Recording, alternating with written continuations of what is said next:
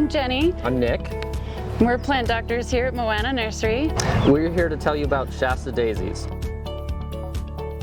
Shasta Daisy gets its name from Mount Shasta and the snow caps that stay on it almost all year long. They are actually composed of two flowers. The petals are called rays, and all of these are individual flowers. That composes one. And then the inside is the eye, and that is made up of a bunch of little flowers, and that's another flower. They're one of the only daisies that are perennials in our zone. They're really good for cut flowers.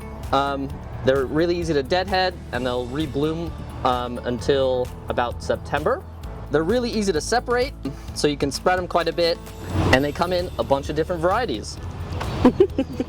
In this corner, we've got Becky weighing in at about 36 to 48 inches tall. She's tall and slender.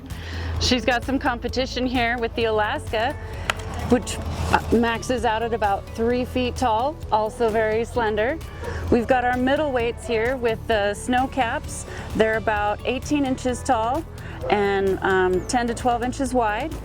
We've got the Madonna, 10 inches tall and 24 inches wide. She's like me, just short and stout, got all the width you need for all those blossoms.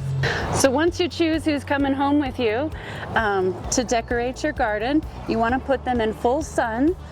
And when you make that hole, you're going to only go as deep as the root ball, which is typically about this deep, and then twice as wide as the container size. Drip irrigation is absolutely the best to keep them consistently moist while they're getting established. You want to make sure that that's always running, and come back and check the soil and make sure that it's not soggy or swampy, but definitely a nice consistency of moisture for them while they're getting established. Once they're established, you can back that off and they won't need that much care or babysitting, and they'll be a little more tolerant to the schedule of the rest of your established plants. And you can deadhead them and they'll just keep on blooming like they want to.